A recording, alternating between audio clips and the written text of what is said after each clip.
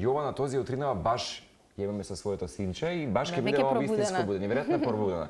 И неколку кога се слушнавме и кога велам може ли да направиме една релација, конекција со будењето, леле, само немојте молам во тие утрински часови. Идејата велам ни е тоа баш да го видиме хаосот понекогаш што некој од нас, односно секој од нас го има на свој автентичен начин. Така што нашата Јована Тозија, која што пред долги години ја имавме токму во ова студио и ја најавуваше тогаш помеѓу првите критични маси, за да кажеме секако стоп за автомобилски град, а повеќе да за велосипедски град.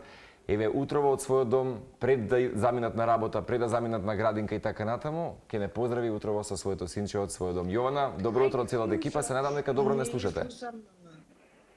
Дали не слушате? Да, ги гледаме Јована Тозија и незината синче Ѓорги. Ние ве слушаме, веројатно кај вас дали треба да го дали сега не слушате? Слало. Не ги слушаме, мама. Добро, ајде вака, ќе направиме мала куса пауза да пробаат уште еднаш од нашите колеги од техника. До сега се немале нели ваков проблем, вообичаено се функционира како што треба.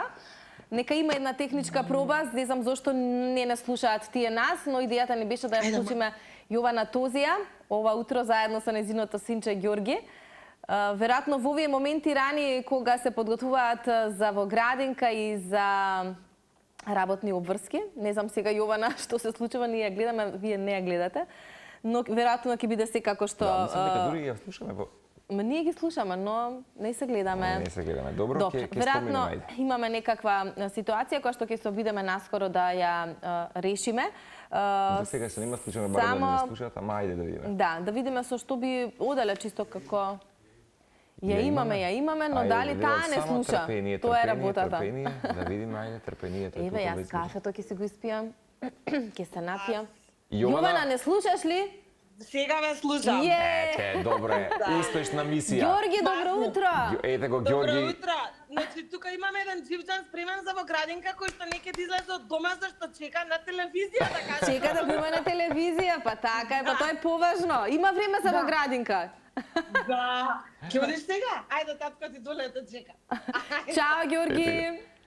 Ова го баравме, бидејќи секој македонско семејство се соочува со некаков хектичен распоред, особено во овие утрински моменти. И покрај тоа што нели на момент велиш немој во овие утрински часови да ме барате, меѓутоа тоа беше идејата. Тоа беше идејата. Кај мене обично ова време ние се будиме, ама денеска го одбравме денот кога имаме некој многу поран распоред и веќе пола фамилија излезе на надвор.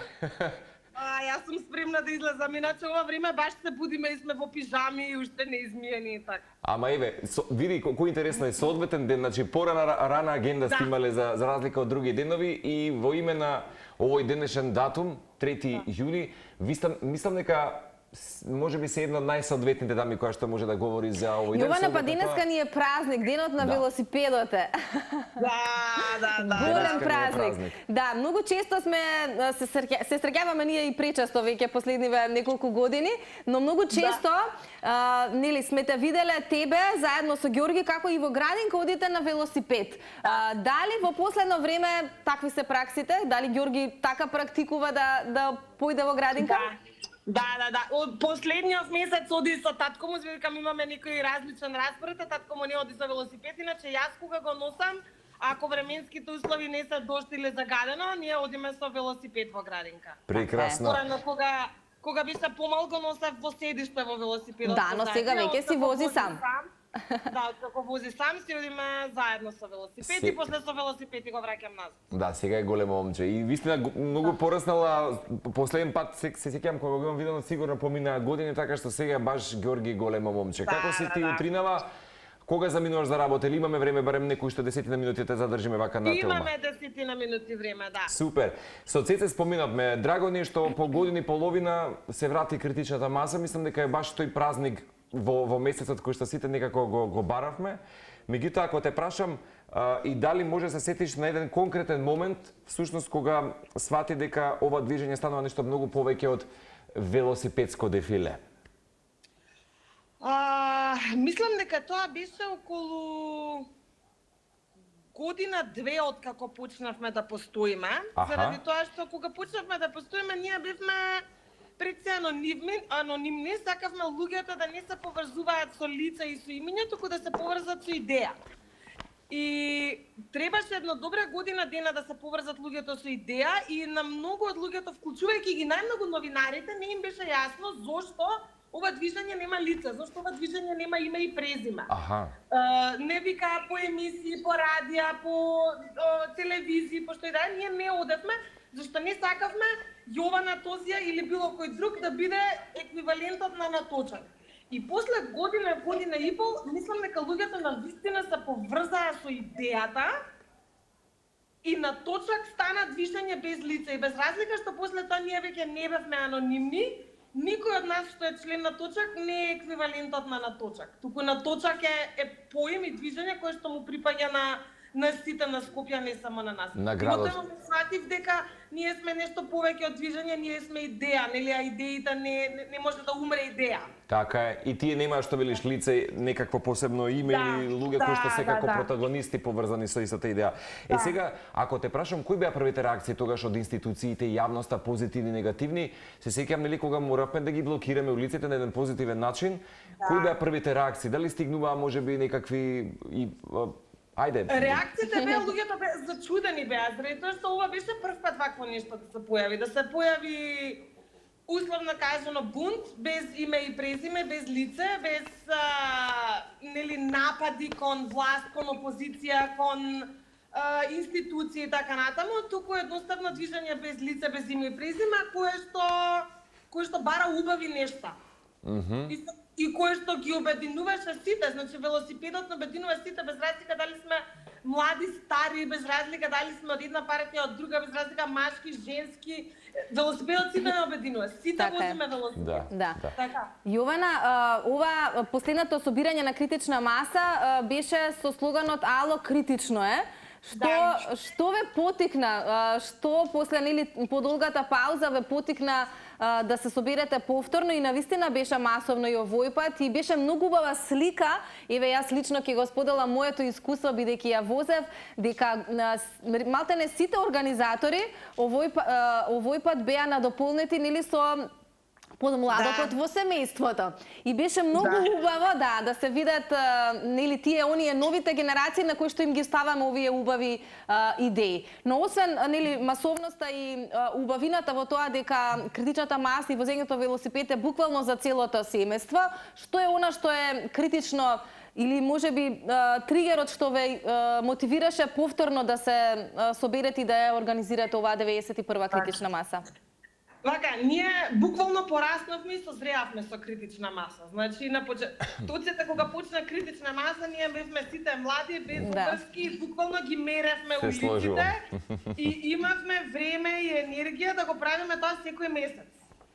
Сега, значи, после 13 години колку поминаа, ние сме сите веќе со семејства, со мали деца и немаме време, немаме толку енергија и пред се време да го правиме тој активизам на улица како што имавме тогаш. И меѓутоа, со текот на времето, како што ние нели бевме активисти на улица, се гледаше константен, многу мал, меѓутоа константен прогрес во Скопје. Те една велосипедска патека, те друга, те некои планови за велоград, па семафор. Така. И значи во последниве години имаме тотален регрес.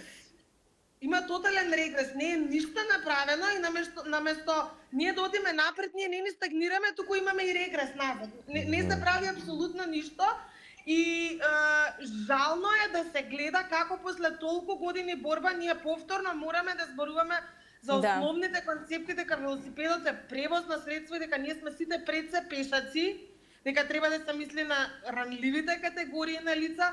Безбедноста во сообраќајот, мислам дека не била никогаш полоша. Луѓе гинат се уште 2025 година, луѓе гинат на улица на пешачки премин. И нас толку многу ни фали таа убава енергија, заради тоа што ова е еден вид на протест, меѓутоа не е протест во кој што се вика кај што има негативен набој, туку е баш една убава комбинирана енергија од луѓе кои што возат и пренесуваат порака. И толку многу ни фалеше и решивме дека е време повторно да се собереме. Ние би сакале да имаме енергија да го правиме ова почесто. Но Иве, нека биде ова апел за некои кои што може да ве наследат, така? Кои што луѓе кои што имаат време, енергија и желба, бидејќи не е дека вие немате, нели, желбата, меѓутоа едноставно фамилиарните уврски и сето она што го носи, нели, тоа ново поглавје не дозволува, но тоа не значи дека не се залагате за истите овие работи. Така што може да биде мотив плюс за младите и нови генерации кои што исто така сакаат да го гледаат Скопје како велоград. Да се обогатиме. Кога станува збор за институционалната борба, отпорност и така натаму, би те прашал што ти е можеби тебе и на дел од екипата која што некако нам ни е синоним на критична маса и на точак, најфрустрирачкиот момент кога станува збор за институции, граѓани, локална, општинска власт и така натаму. Кој ти е најчемеријат момент во сето тоа? Автомобилот е се уште примарното превозно средство и се гледа од институционално се гледа како примарно превозно средство. И кога се носат политики било какви, било да се тоа на најниско, значи општинско на ниво на месен комитет или на ниво на држава, без разлика какви од каде доаѓаат политиките, сите тие политики се уште го гледаат автомобилот како примарно превозно средство. Нема холистичко гледање на работите дека сите превозни средства треба да се на исто ниво и дека јас како граѓанин треба да имам можноста да одберам како сакам да одам во градинка, на училиште, на работа, со другарите, навечер во град и така натаму, и на мене да станува изборот, меѓутоа при бирањето на превозното средство сите да ми се подеднако исти, а во идеални случаи нели со автомобил да ми е малку потешко отколку со другите превозни средства, за да биде народот дестимулиран да се користи автомобилот во секој момент. Да, и вистина тоа се уште најчемеријат момент дека не е навлезано длабоко во порите на политиката, велосипедот да се крене како превозно средство на исто рамниште со автомобилот. Да, дали се сеќаваш можеби во сите овие досегашни 91 критична маса која што биле организирани изминатава деценија и повеќе, кога вистински вие преку одржана критична маса сте знаеле да имате веднаш утредента или по некој ден реакција позитивна можеби од институциите, од локалната власт, од некој можеби градски татко на конкретна општина, кога вистина се направиле некаква промена и се смениле работите. Бидејќи јас имам чувство дека тоа се случувало, ама да не се сеќаваш на некој да ги споделиме колку била моќна и се уште на точак и критична маса. Вака, има многу моменти. Сега на некој конкретно не ми текнуваат, меѓутоа ми текнува на првиот момент кога почна фактички борбата од улица да стане институционална, тогаш кога се донесе оној проект Скопје велоград. Зашто тоа беше после многу возења на критична маса, не беше тоа после едно возење, туку тоа беа година, две, можеби не ми текнува сега точно како поминати, и одеднаш, значи, они веројатно гледале, слушале, веројатно и доаѓале на критични маси, не знам. И одеднаш, значи, се направи проект кој што имаше свој одреден буџет и кој што имаше зацртана цел и зацртани рути. Тоа беа претежно постоечки велосипедски рути кои што постоеле од времето на проектирањето на Скопје после земјотресот, меѓутоа беа нефункционални. И исто тој проект стана функционални, почнаа една по една рута да ги прават и тогаш фактички тоа беше првиот момент во кој што борбата од улица стана институционална и се внесе нешто во институциите. И после тоа од администрација на администрација, еве го алармот ми звони, мене ова време обично ми звони аларм. И после имаше многу други, значи ние многу време зборувавме за слеани Рабници. И како што ќе направат нова улица или нова патека, Рабниците повторно не беа слеани, туку беа. И, значи, почнавме со слеани Рабници толку многу да збориме и одеднаш преку ноќ Рабниците станаа веќе слеани. Са не ми текнува точно кој момент беше. Така да, имаше многу промени, да. Да. Меѓутоа, првиот момент беше тој. И после тоа, да речам, пираше институционално со секој градоначалник, со своји заложби, со своји проекти, со своји успеси и така натаму. Јована, ако не се лажам, примерот ваш го следа и во Прилеп, и во некои други градови што одржуваа критични маси. Тоа беше добар момент, затоа што не секој па град во нашата земја има нели тенденција за да биде велосипедски. Скопје е идеален, бидејќи е рамен. Рамен инфраструктура. Но да, убав момент беше тоа што примерот го следеа, позитивниот пример го следеа и другите градови. Имате ли можеби контакт, дали знаете дали таму се одржуваат критични маси? Дали какви се условите во останатите градови, ама веројатно ако во Скопје се на ова ниво, во останатите се веројатно полоши. Прогресот е секаде многу спор. Значи, знам дека во Прилеп се доста активни. Сега не сум видела искрено кога последен пат имаат организирано критична маса, меѓутоа зашто ги знам организаторите во Прилеп и они се активисти, да речам, по убедување. Знам дека Прилеп има така прогрес од време на време. Битола многу драга ми е една случка кога на едно отварање на Манаки се организираше критична маса и критичната маса заврши пред... На црвениот тепих. Да, на црвениот тепих. Јасно, ама не помнам. Да. Браво. И генерално многу е убаво тоа за некои критични маси, некои на точак од другите градови замреа, зашто исто така немаа капацитет, меѓутоа се родија сестрински, да речам, организации кои што немаа никаква врска со нас. Но тоа е убав момент дека сте потикнале. Да, инаку веруваш дека велосипедот и понатамо може да биде символ за големи општествени промени како што е екологија, одржливост, правда на една земја и на еден град. Апсолутно. Значи, кај нас е само трагичното што кај нас секоја влада, секоја општинска организација кога доаѓаат, ги гледаат работите на краток рок. Значи, големи инфраструктурни, безбедностни инвестиции, нивниот бенефит се гледа на долг рок. Секоја влада, секој собрание, секоја општина што и да инвестициите ги гледа на краток рок. Значи, што додека сме ние сега тука, што додека следните ќе дојдат тука, и бенефитите нив најчесто не ги интересираат што ако за 20 години од сега ние ова го направиме. Да.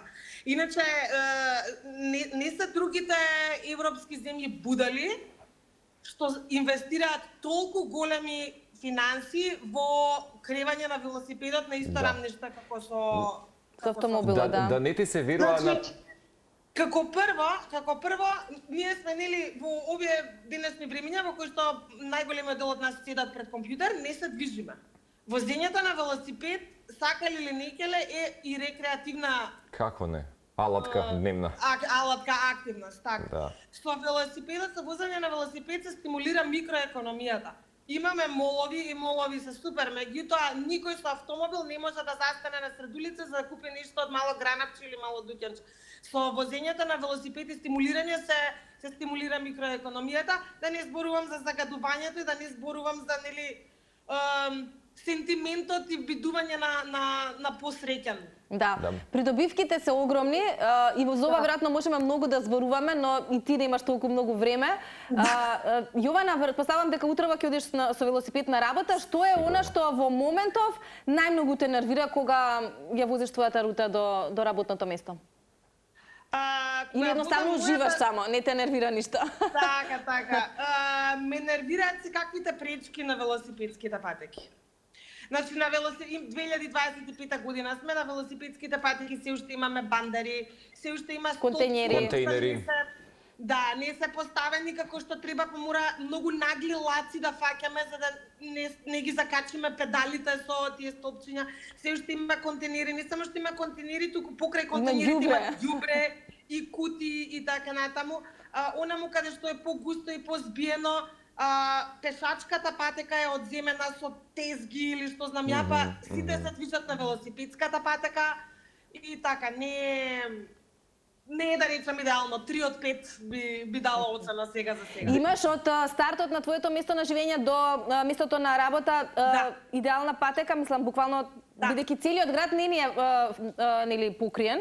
До Ѓорче нема велосипедска патека, меѓутоа тоа ми е прашањето дали имаш рута. Јас живеам во Влај, канцелариите, односно ми беа, сега веќе сум на друга работа, сега работам фул од дома, меѓутоа до пред некој месец кога имав канцеларии, ми беа во центар и цела партизанска од Влај до центар ја возам по велосипедска патека. Убава спомена, голем дел од градските власти во одредени земји, ја споменавме Холандија, која што по глава на жители има многу повеќе велосипеди отколку жители во самата земја. инвестираат во неверојатна велосипедска инфраструктура и практично вчера говоревме со Нина која што ни се јави од Кина за тоа како нели има мал милион субститути да се користи јавниот сообраќајен превоз кој што кај нас е хендикепиран, го немаме меѓутоа во тој случај, затоа еве кога веќе ги споменавме холанѓаните кои што се и исто така доста голем број на туристи посетители и за ја сакаат Македонија, дефинитивно ќе се сложиме, често пати знаат да кажат го имате водно за спорт и рекреација, го имате Скопје рамно како Тепсија, буквално да го користите. Греота е баш жално и тажно тоа што може да се забележи. Се уште немаме систем за изнемување на велосипеди. Да, и тоа нешто почна, меѓутоа нели нема конзистентност. Тоа некој пилот проекти за колку што имало пари и толку завршило кога парите се истрошиле, нели? Баш така, ова нека биде и последно прашање и некоја наша нели констатација и еден заклучок. Се ближат локалните избори. Имавме прилика пред некој период да го имаме Александар Митов, доктор Александар Митов, доктор по јавно здравје кај нас за животна средина. Говоривме за тоа дека Македонија се уште предничи во Европа и е една од можеби да кажам земјите која што има бројни пушачи, поточно повеќе од половина населението, а сме едва и 2 милиони.